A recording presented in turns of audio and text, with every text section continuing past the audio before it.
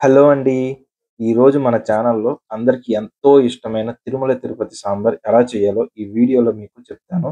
Video చివరి వరకు చూడండి. తిరుమల తిరుపతి సాంబార్ కనుక దీనిలో ఉల్లిపాయ, వెల్లుల్లిపాయ నేనైతే వేయట్లేదు. మరో ముఖ్యమైన విషయం అందరూ గుర్తుంచుకోవాల్సింది ఈ సాంబార్ అయినంత వరకు మీరు ఎలాంటి ఫుడ్ ఐటెమ్స్ దయచేసి తీసుకోవద్దు. ఒక్క మంచినీళ్ళు తప్ప.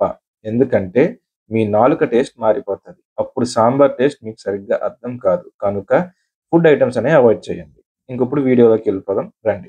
ముందుగా ఒక లేత ఆనపకాయ 150 గ్రాములు ఈ విధంగా మీడియం సైజులో కట్ చేసుకొని ఒక 50% ఉడికించుకోండి. ఇప్పుడు ఉడికిన ఆనపకాయ ముక్కల్ని ఒక ప్లేట్‌లో తీసుకొని పక్కన పెట్టుకోండి. ఇప్పుడు సాంబార్‌కి కావాల్సిన మసాలా పేస్ట్ కోసం 3 స్పూన్లు ధనియాలు, 2 స్పూన్లు మినపప్పు, 2 స్పూన్లు కందిపప్పు, 2 ఇలాచి, 2 లవంగ మొగ్గలు, ఒక 3 ఇంచుల దాల్చిన చెక్క. ఇది ఖచ్చితంగా వేయాలండి. మొత్తం సాంబార్ సీక్రెట్ అంతా దీంట్లోనే ఉంది. కలర్ కోసం 6-8 కాశ్మీరీ ఎండుమిర్చి. ఇవన్నీ ఖచ్చితం అంటే ఖచ్చితంగా లో ఫ్లేమ్‌లో మాత్రమే వేయించాలి. నేను వాడేది స్టీల్ కడాయి కనుక మసాలా దినుసులు బాగా వేగి మంచి సువాసన రావడానికి నాకొక 10 నిమిషాలు టైం పట్టిందండి. ఇప్పుడు వీటిని చల్లార్చి మెత్తటి గంధం పేస్ట్ లాగా మిక్సీ పట్టేయండి. ఇప్పుడు ఇలాంటి మట్టి పాత్రలో తాలింపుల కోసం ఒక 2 స్పూన్ల ఆయిల్ వేసుకొని జీలకర్ర, ఆవాలు, కరివేపాకు, ఎండుమిర్చి అలాగే ఖచ్చితంగా ఒక హాఫ్ స్పూన్ ఇంగువ వేసి మీడియం ఫ్లేమ్‌లో వేయించండి.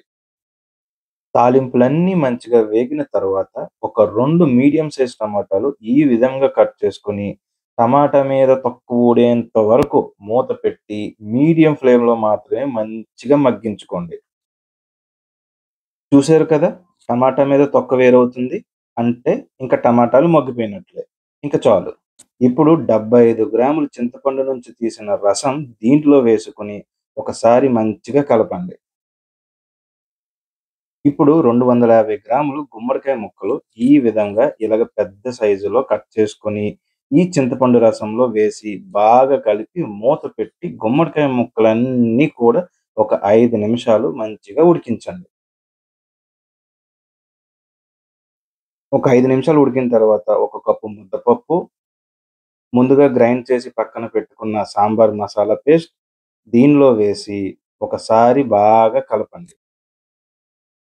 ఇప్పుడు ఇందులో లీటర్‌న్నర నీళ్లు వేసి బాగా ఒకసారి కలిపి మంటని హై ఫ్లేమ్‌లోకి మార్చండి. ఈ స్టేజ్‌లో రుచికి సరిపడా సాల్ట్, ఒక చిన్న తాటి బెల్లం ముక్క, అలాగే ముందుగా ఉడికించి పక్కన పెట్టుకున్న ఆనపకాయ ముక్కలు వేసి బాగా మరిగించండి. ఇది మరుగుతున్నంత సేపు ఈ సాంబార్ సువాసన మీ వీధి చివరి వరకు వెళ్ళిపోవలసిందే. అంత బాగుంటుందండి. అంతే అండి. తిరుమల తిరుపతి సాంబార్ రెడీ అయిపోయినట్లే. వేడి వేడిగా మిల్లెట్ రైస్‌ని ఈ సాంబార్‌లో ఒక్క 15 నిమిషాలు నానబెట్టి టేస్ట్ చేయండి. అసలు వైట్ రైస్ ఎందుకు సరిపోదండి. అంత గొప్పగా ఉంటుంది ఈ సాంబార్. ఒక్కసారి ట్రై చేసి టేస్ట్ ఎలా వచ్చిందో కామెంట్ బాక్స్‌లో తెలియజేయండి. వీడియో నచ్చితే లైక్ చేయండి, షేర్ చేయండి, సబ్స్క్రైబ్ చేయండి. Thank you.